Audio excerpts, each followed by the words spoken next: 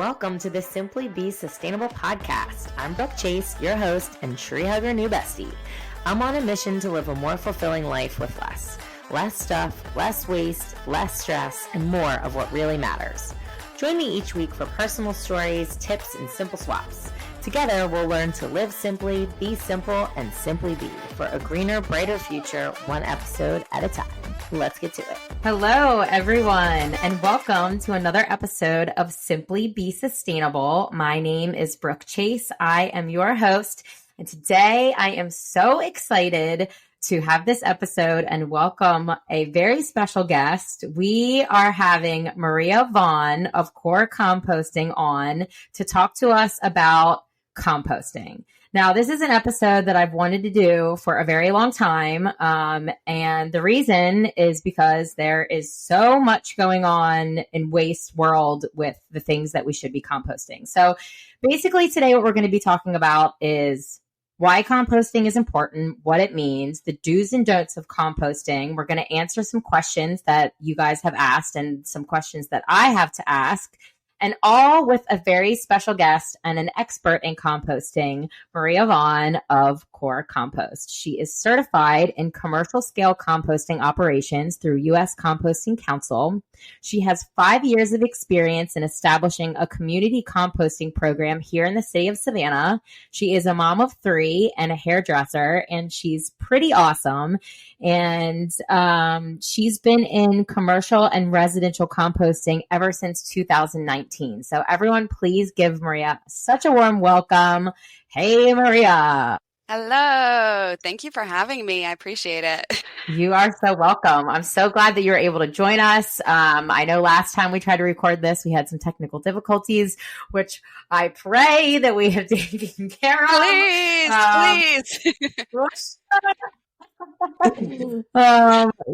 So today we're going to learn all about composting. So I like to kick things off on the show with some simple truths, just to try to bring it home as to why this stuff is important and why we should really start caring about this stuff. So the average United States household generates 650 pounds of compostable materials each year. Over 60% of what we're throwing in our landfills could be composted.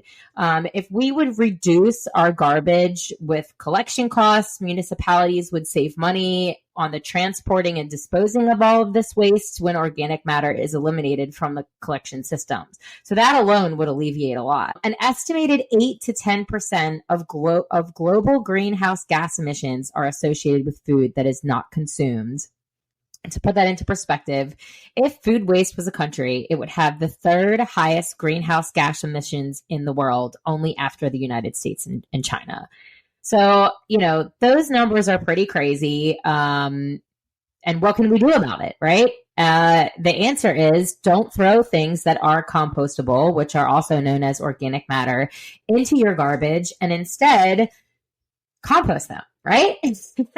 Absolutely. So for me, I'll say I really kind of wanted to start this journey, but I was very intimidated. I thought there was going to be like a science to all of this.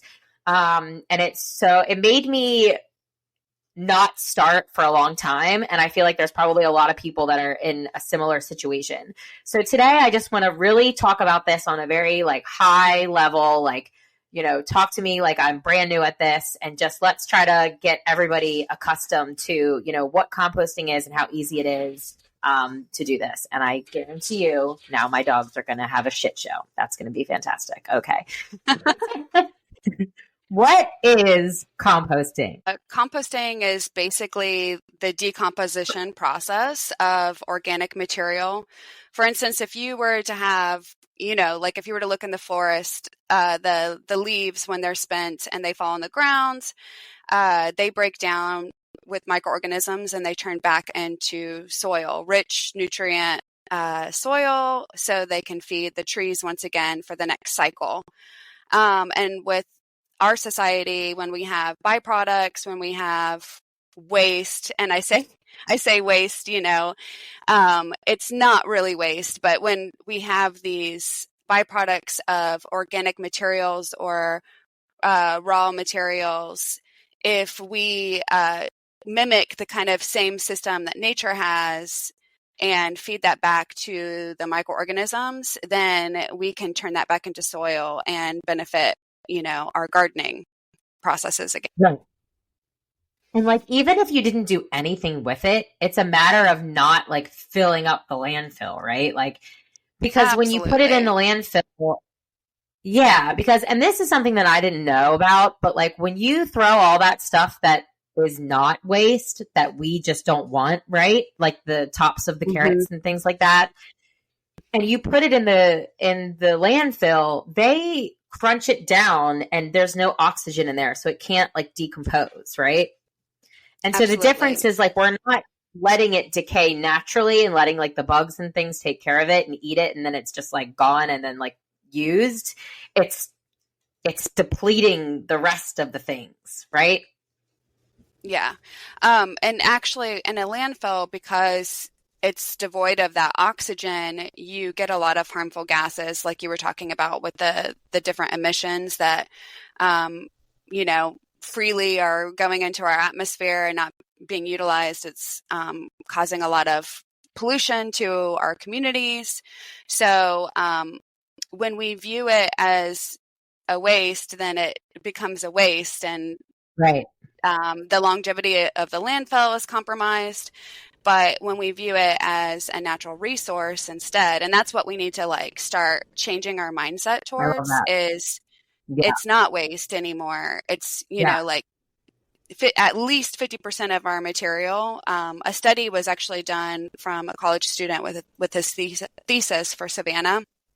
And he was able, with his research, to see that 70% of the material that was going in the Savannah landfill was compostable material. That's a huge amount of material that is not being utilized. That could be going on all of our parks. I mean, we have over 20 parks just downtown, and so it's crazy. It's really, it's like, it's environmental, it's social, as far as our future, like economic. And that's what I was going to say. It's really about also like efficiency. Like it's actually, we're losing money when we're carting this all around and putting it in a useless pile, when we can actually be using it as a resource for our community again. And that means resilience, for our community. And that's why we started all of this, actually, is because,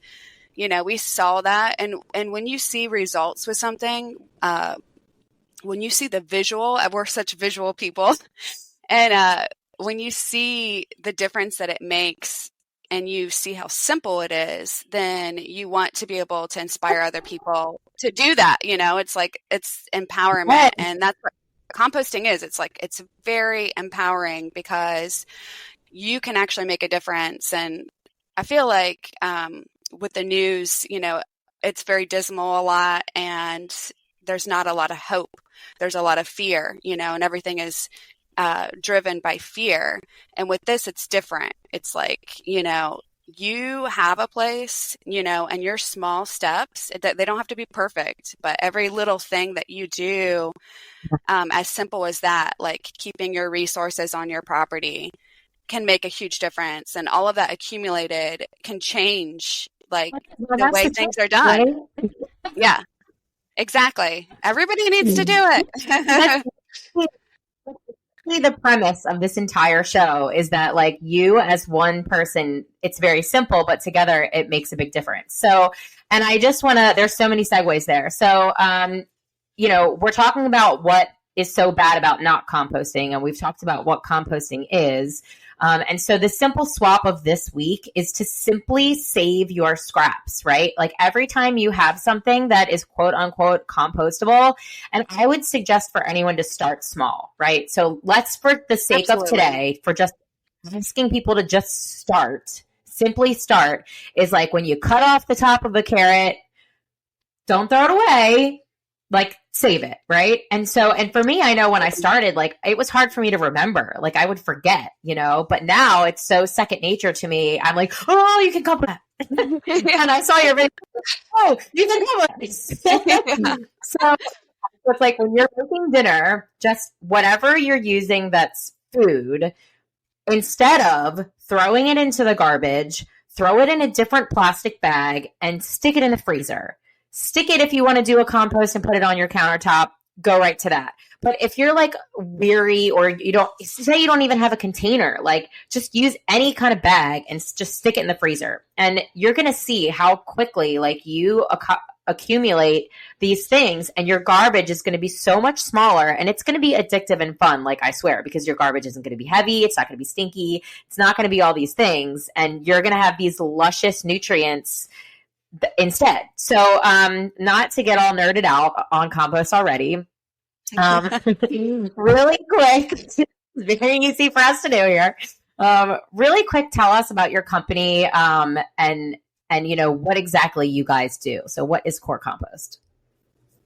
Okay. Yeah. So we founded Code of Return or CORcompost all on that basis of regeneration. You know, everything about the name symbolizes what we're trying to accomplish because, you know, we saw that with our society, it's such a linear system. Like, you know, we buy, consume, and dispose, and it's just a start and an end. And with nature, it's all circular, and nature doesn't have any waste. You know, composting is the process of regenerating that back, so we can continue to do the same, so we can sustain ourselves. You know, it's all about the essential of living, really.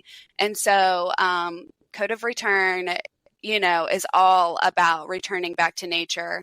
And so we found that there were a lot of people that either just like mowing your lawn, you know, you hire services for that. Sometimes either you don't have the time or you just don't want to do it. And so we started this business as a means to be able to provide services for people. So they either didn't have to do it or they couldn't. You know, some people live in apartments, or say larger accounts like restaurants, they have to dispose of their waste, and it's a large, you know, you're talking about tons of waste every single week, and their only option is to just put it in the regular trash. So we actually started with businesses first, and we work with over 25 businesses downtown Savannah, including like 3 hotels actually. So, you know, we have something from small, like little coffee shops, to hotels, and we go around every week. We pick up that material and we bring it back to our farm, and then we also work with tree services as well, because it's not something people think about a lot, but when, you know, the tree services go around and they trim up all these trees, or even take down a tree and they chip it up. That's too.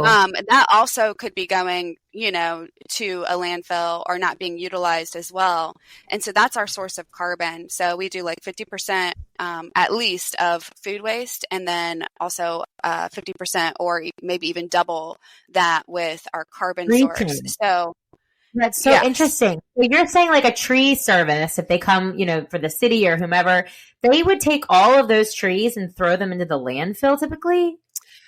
In the past, yes. I believe since the 90s with Georgia, they actually made it illegal where you could not put wood chips or like, you know, carbon sources, tree trimmings, yard waste in the landfill. They're not supposed to.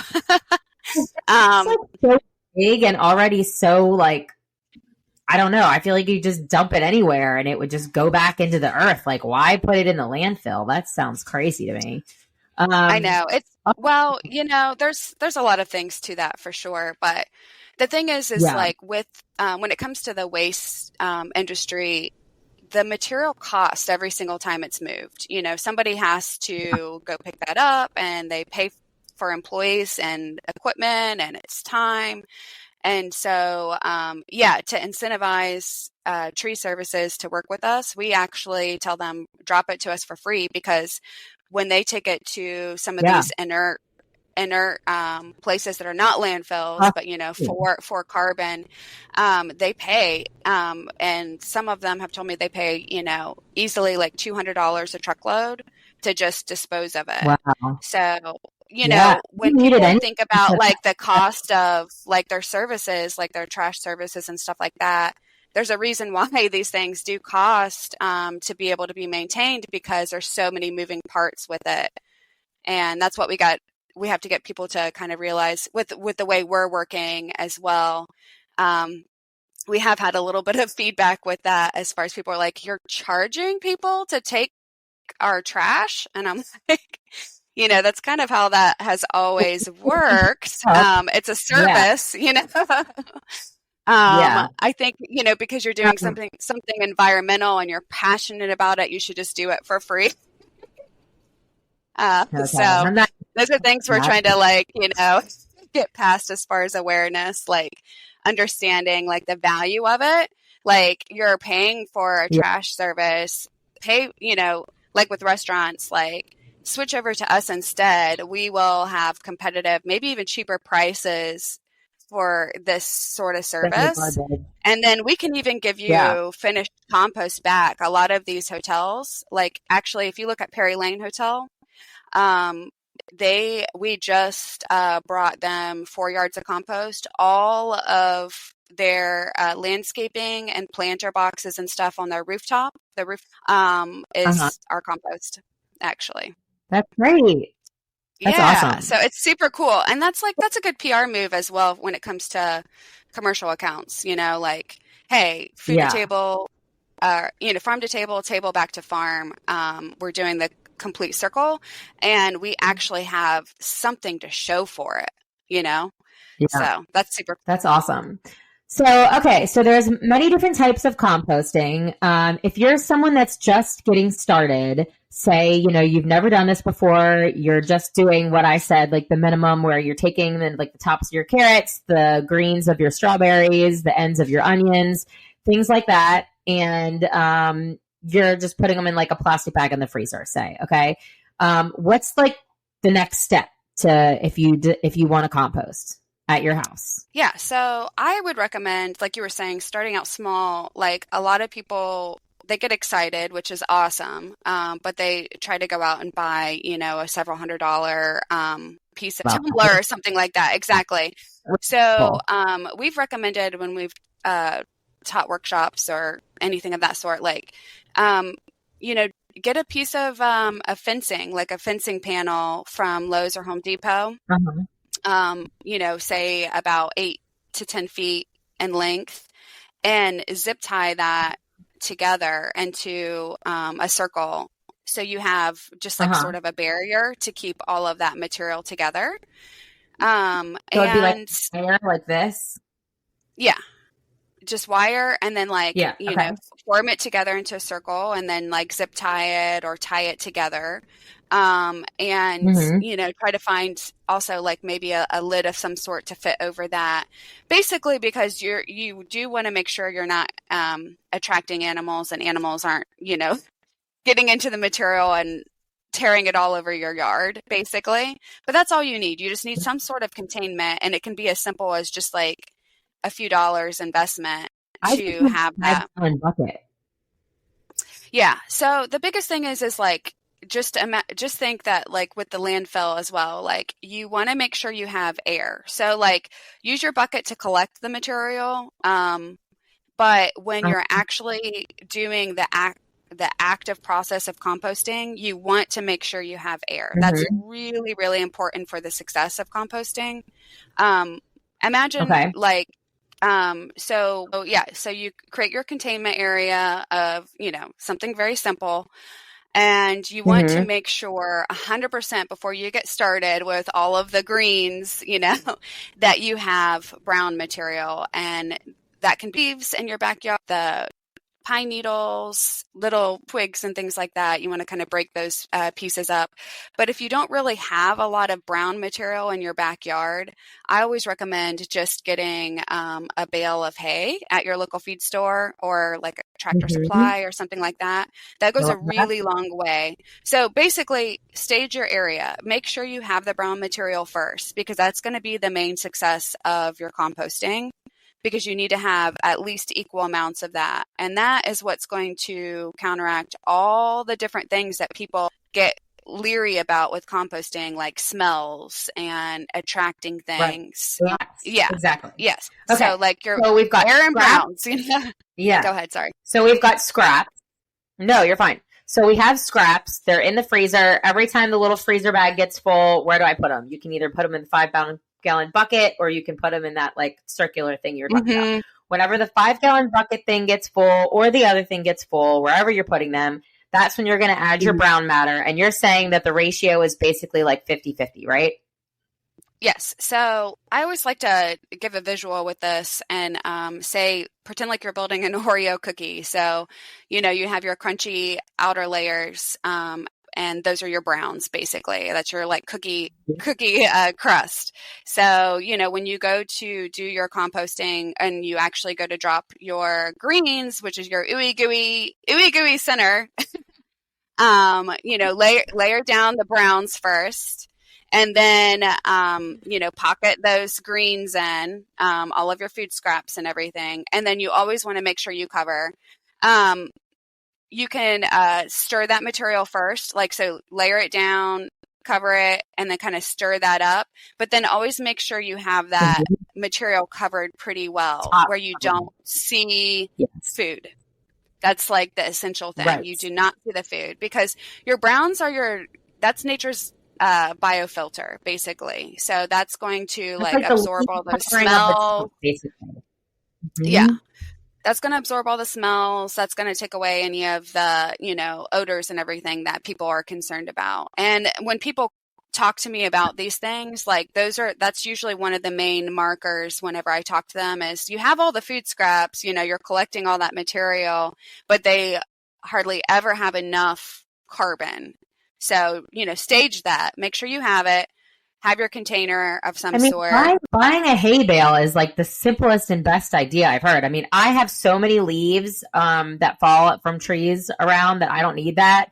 I know, depending on what resources you have, you might have, if your husband or boyfriend or you does woodworking and you have wood chips, you can use what you have. A question that I have for you, I have been getting, actually, I think I could show you. Hold on.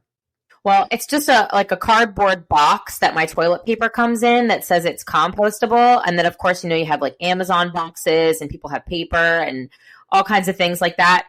If you rip that up, is that also brown matter?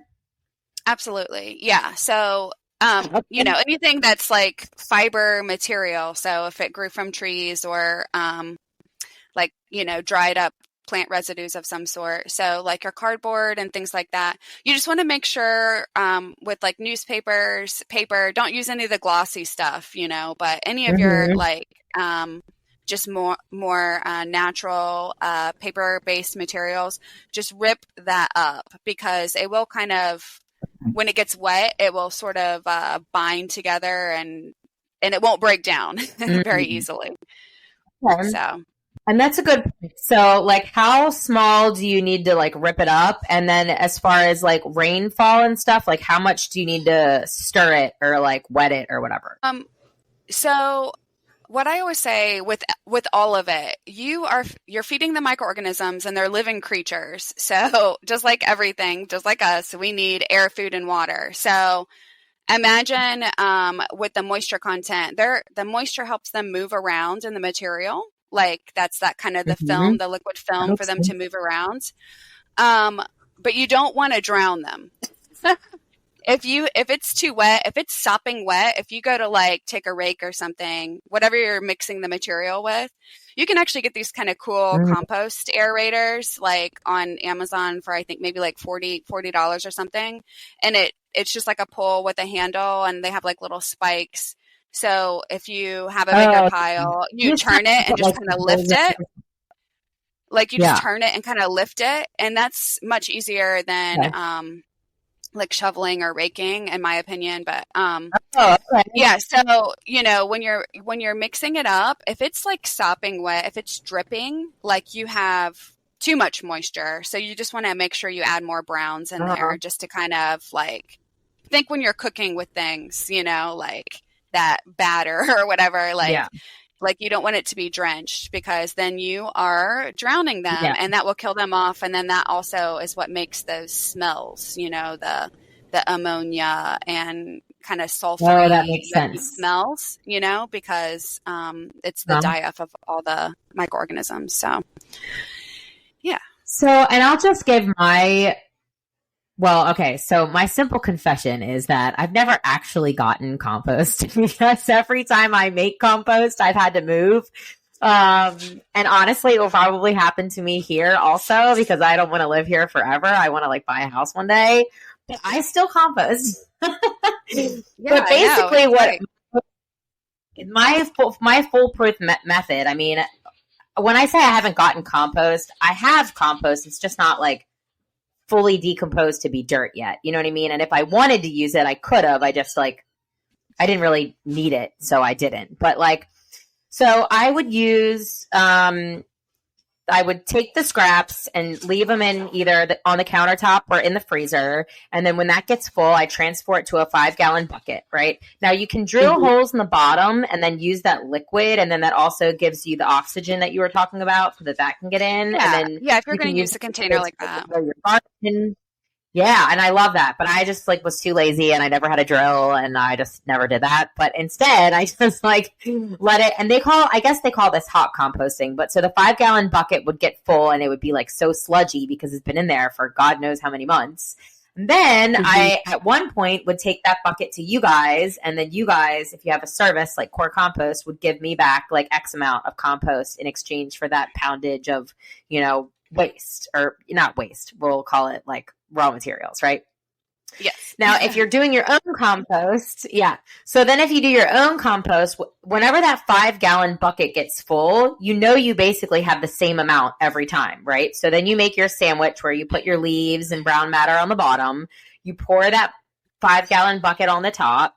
Then you cover it back up with the other brown matter. And then I would stir it up and then do a covering over top and then just leave it there. And then every time that 5-gallon bucket got full, I would do it again. So I really only mess with the thing every couple of months until I moved. No, but, and then in about a year is when you really reap the benefits of that, which, I mean, if you think about it, it's not that long. But what I think about is how much garbage that is that didn't go in my garbage every day, every week, every month, and for the whole year into the landfill that there went nothing but caused a problem. And here I have this pile of nutrient-rich compost. So it's really what's your reason, I feel like? But either way, it's easy as shit. It's so easy. Yeah. And with us, our motto is, compost no matter your time, space, or budget. So especially if you live in an urban city, almost, I would say the majority of the cities across the country now have some kind of composting service, or look into your community gardens as well. A lot of your community gardens have composting bins and things like that, and maybe you can make use of that. But with us, we have services where we go around and we pick up the material, but we also have free services as well, those self-serve stations like you were talking about, and they're accessible all throughout the week. And you just collect your material, like you said, if you want to put it in the freezer, if you want to put it in a bin, and then when you're ready, when you have a full container, you just take it to our stations and dump it, and we take care of it for you. So like I said, no excuses. That's awesome. Because that was the thing, with residents. That's why we started out with residents, because in all technical ways, you want to be able to try to keep the material on your own property if you can. That's the most environmental, right? Because there's no moving parts with fuel and moving that around. But when you are in an urban area, you may live in an apartment and you don't have a backyard space to do that at all. So people were coming up to us when we started, and we were just working with businesses, and they were like, well, I live in an apartment. I don't have a backyard. What can I do? I want to be able to have a place in this and do something environmental. Even if they're not into gardening, they want to do it for an environmental reason. And that's so important. So, we have those free stations and we have services where we come and we like pick it up for you. We take care of it and we give you compost back. So that's like a really big selling point for gardeners, because it's like, Yeah. hey, like this is all taken care of for me. And then I reap the benefits of this product and then I just put it back in my garden and it's great. I love that. So, there's so many different options, but I would definitely, if you're not here in Savannah, I would check out your local community, check out to see what's happening in the community gardens. A lot of community gardens do not have enough help when it comes to like managing the gardens and so on. So, maybe this could be like some good advocacy to like get you more involved with your community and that resilience of the community, with growing your own food. And that's how you're going to learn more as well. So like, get a bin, like a community bin system started, or work with a compost company in your area if it's in your area. That's awesome. Okay, so let's say you're doing the compost thing. You've been doing it for a little while. What are some key signs you're doing it, but you're doing it not well? Like, is there some kind of like red flag, like something's wrong here? I think our noses are pretty good indicators of like something that's not that great. When you have smelly things, like I said, then so when it comes to composting, if your material is getting really stinky, like then you need to check and make sure you have enough browns, like I said, or that your material is not too wet. Almost always the solution is like stirring it, like aerating it and adding more browns, like always. If you're in a certain area and you don't get a lot of rainfall, you might need to add water. Here, like you shouldn't have to probably even ever need to add any water, just because we get a lot, we get like average 50 inches of rain a year. So like more than likely you're going to just be like aerating, like just stirring the material, like getting that air, there's those air pockets back in there, and just adding browns. And so that's basically the biggest thing I would say when it comes to the success. So and just like anything like besides smell? Maybe I mean, like I've never seen anything that was wrong with mine. If you're no, not really. I mean, it's pretty, like I said, it's fairly simple. Like if you are incorporating the right amount of materials, then the process is working. And like I said, the smell is going to indicate whether or not you're doing it correctly.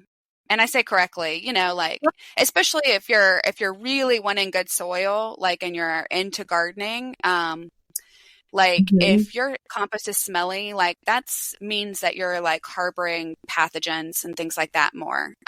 Because that's what happens when things go anaerobic. You start getting more of the bad guys instead of the good guys. And you put that in around your plants and you're going to have more diseases and things like that. So if you're really trying to like create a system where you're growing your own food and you're taking care of your own waste, you want to make sure you don't have smelly compost. But like I said, it's so simple. I mean, I really don't think anyone's, I was going to say, I've been doing this for probably almost 10 years now. Has it been that long? That's crazy. And I mean, the smell is like, there is a smell when you dump the stuff that's old and sludgy from a 5-gallon bucket that's been sitting there in a bunch of months. But it's not once you cover it up with the brown matter. So it's like a very sweet, like nasty kind of smell, but at the same time, it doesn't like smell like something's wrong. Like it smells like, garbage. That's what I was going to say. Like your food itself is going to be a little smelly, especially if you are collecting it for a period of time. I like your method, like you said, when you keep it in the freezer first and then, or something like that. Like either keep it in the freezer or have a smaller container where you're not holding onto that material, like trapped in a container for a long period of time. And then just when that's full, then do your process. And I see what you're doing with like trying to eliminate having to like, build your pile so frequently. And there's nothing really wrong with that, but you are going to have, that's where you're going to have the smells when you're like having the actual food materials, like stewing up. For me, it was the blood at that point. Right. Yeah, it's sludgy. Since then, I've upped the ante on my compost game, and now I have a tumbler, right? And so now, I know, it's so exciting. So now I don't have a 5-gallon bucket. Well, actually I do, because I had one from before and I need to do something with it, but I'm like afraid of it because it's been in there for so long. It's still there, and eventually I'm going to use it because it's going to be very nutritious. Yeah. Well, I have a tumbler, right? And so, every time my little scrappy thing that I keep in the refrigerator is full, it's like, a little ice bin with a handle.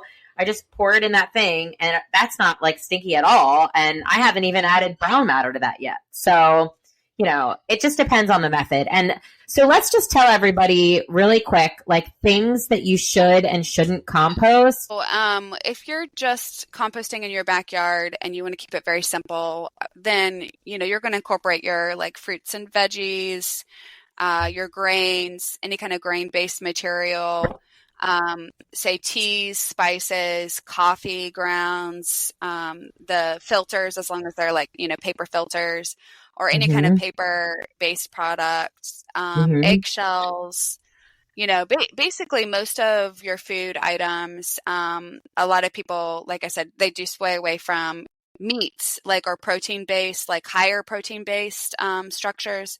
And that's mostly just because it does attract more animals or vectors into your backyard, and it does take longer to break down.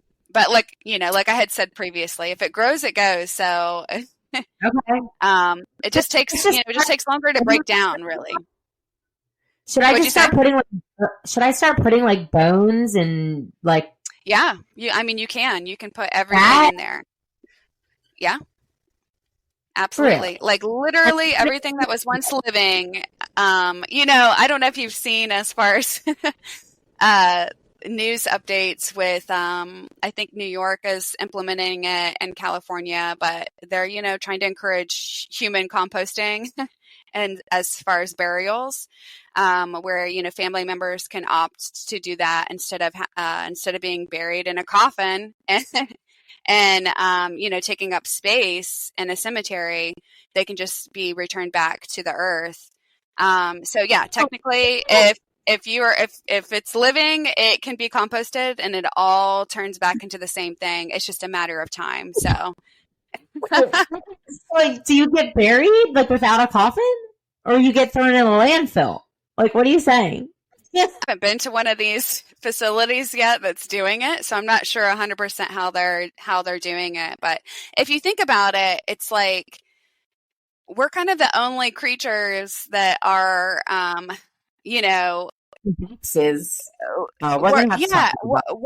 not adding or contributing our nutrients back into the earth, which is kind of crazy. We're literally pumping ourselves with formaldehyde and preserving our bodies with chemicals. Oh my God, that's so and then true. pouring into a wooden coffin and then being buried on a site that is utilizing land, and to each their own. But the most natural way, or I would say the most it sounds kind of icky, but respectful way that I think you can put your body back to the earth is to, be composted basically. Or I've seen also where people do pods, so basically you're put into a pod, kind of in the fetal position, just like how you're born, you go back to, that sort of, position. And then they plant a tree over. I like that concept actually a lot. They plant a tree over you and then the roots, grow around you. I think that gives me goosebumps. That's how I want to go actually. Yeah, I think that's so cool. My hope is that I get to live long enough that I have grandchildren and they can swing from my branches Yeah. And imagine how much more beautiful that is than cemetery. It's not that cemeteries are pretty, but instead of all these gravestones, you have this forest that you can walk through and remember your family members by. I think that's cool. I think we're onto something with that. I love that. All right, so some things that you should not throw in. Number one thing for me is they always said laundry lint, and I thought that but then I found out about like microplastics. So for me, laundry lint is a no, right? Yes. So basically, plastics are like our biggest enemy. Like, So I'm not, yeah, because the majority of our material, our clothing materials now are made with plastics. So, or just some kind of, blends for sure of plastic. Right. So, the lint is definitely going to have all of this microplastics. So you don't want to incorporate that in. Yeah, basically, so and this is where I'm going to say waste or trash, like don't put trash in your compost. So anything that's, right. Packaging, like your produce stickers, like people kind of forget about that. Those do not break down. They're made out of plastic, like a vinyl. So, make sure you take off your produce stickers, make sure you take off those little ties or whatever that's like plastic based. Most of them are plastic based off of your veggies and fruits. And of course, it sounds simple, but we have this a lot, especially when we do public events and things like that. No glass, no aluminum, no, plastic, of course, styrofoam, any of those packaging materials. Don't put that in your piles, of course. Right. Okay. How about napkins, tissues, paper towels? Yes, you can put those in there as well. Paper towels, toilet paper. Yes, right? Yes. And the rolls, toilet paper, paper towel rolls. Hairballs, like hair lint, like from your hair brush. Oh, yeah. Yeah, technically, yes. Hair, like I said, if you have fibers that are all natural, so like your hair, like 100% cotton and all of that will break down. It does take a lot longer, but you can put it in. When do you think, if you do all this, that you'll have some kind of compost, like finished product? So if you're, stirring the pile and incorporating these things, you're going to start getting some heat and everything will be working really efficiently. If everything is working really well like that, like I said, as that simple process, you can have finished compost in about, 5 or 6 months. Some people wait about a year just to ensure that it is going to be finished. And I think that's, a good 100% safe marker. But like I said, your visual, your smell, those are going to really indicate whether or not something is finished. So obviously, if you're continuously adding something, whatever new that you're adding, like you're not going to factor that in. So you might have to move that off if you have it on a pile. Mine has 2 sides, right? Yes. Yeah. So with a tumbler, it's like, have the one side and then start adding into the other side. So you're not continuously adding something, because if you're continuously adding it, it's not going to finish completely, and if you're like just stacking it in a pile, maybe remove that top part just initially, get into like what has been sitting for a few months. And if it's, crumbly, earthy, dark, soil matter, and you smell it and it smells like you're walking on a nature trail and you're in the forest and it smells earthy, like anybody who's like walked in the forest, they know that yummy, earthy smell. It's so intoxicating. I think it's just like very therapeutic. That means you are finished. Like you don't see any food, like you don't want to see any food particles. It smells earthy and it looks like soil. Like it's good. Yeah. You have compost. Oh, yay. I'm so excited for mine. So one last question. So before I switch to the other side, like how long should I add to one side before I switch to the other side? Like until it's like full, or like a couple of months, or I guess it just depends on like whatever I want. Yeah, I would say, you base it on your volume. So if it takes, I would do it mostly full, as long as, you can it's still able to stir and you have air in there, and it can actually tumble around, then get it to basically where it's mostly full, but it still moves and it's not like, it's not compressed and lodged, and then start on the other side. Okay. And I should add the brown matter every time I do a little bucket of my food scraps, or wait till it's full and then, or halfway full and then add brown matter? for the tumbler. Yeah, just worry about adding the brown matter when you incorporate the food, or if you go to check on it, and you're mostly going to be checking on it when you're adding food. If, like I said, you need to counteract something because it's too wet or smelly or something. Mm-hmm. Otherwise, you don't have to worry about that. Cool. All right. Well, I am so excited. I hope we have inspired people to start saving their scraps instead of throwing them in the landfill. For me, it really was the catalyst to my sustainable journey and my like zero waste plastic free journey, because I had such little garbage that I was like, how much more, like how low can I go? Right. And that's when I really started like refusing a lot of packaging and things like that. So I really hope that this episode has inspired some people to start saving those scraps, which is your simple swap of the week. Hopefully you will never have to confess that you just move every time you get some compost, stay put, or take it with you or something, or join a fabulous service like CORcompost in your local area or local community garden. Thank you all so much for listening. Maria, tell everybody how they can find you. So if they want to use your services or ask you any questions or just follow along with CORcompost. Yeah, thank you so much for having me. Check us out on our website, CORcompost.com, or Instagram at CORcompost. And when I say core too, it stands for Code of Return, so it's just COR, not CORE. Yep, CORcompost, CORcompost. Awesome. Well, thank you so much. I just want to end with a couple of great quotes. I think these were from your website, but never doubt that a small group of thoughtful, committed citizens can change the world. Indeed, it is the only thing that ever has.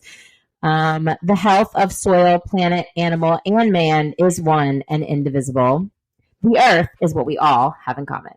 So just remember that alone we do a little, but together we simply do more.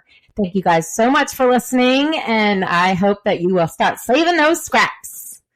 Bye. Yay! You can compost that. I love it.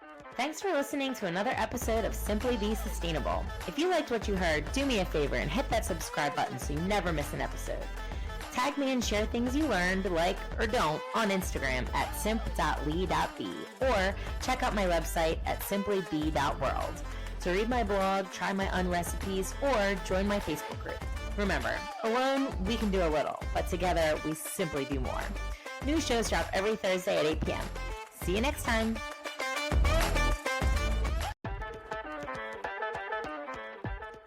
Thanks for listening to another episode of Simply Be Sustainable. If you liked what you heard, do me a favor and hit that subscribe button so you never miss an episode. Tag me and share things you learned, like or don't, on Instagram at simp.lee.be, or check out my website at simplybe.world. To read my blog, try my recipes, or join my Facebook group. Remember, alone we can do a little, but together we simply do more. New shows drop every Thursday at 8 p.m. See you next time.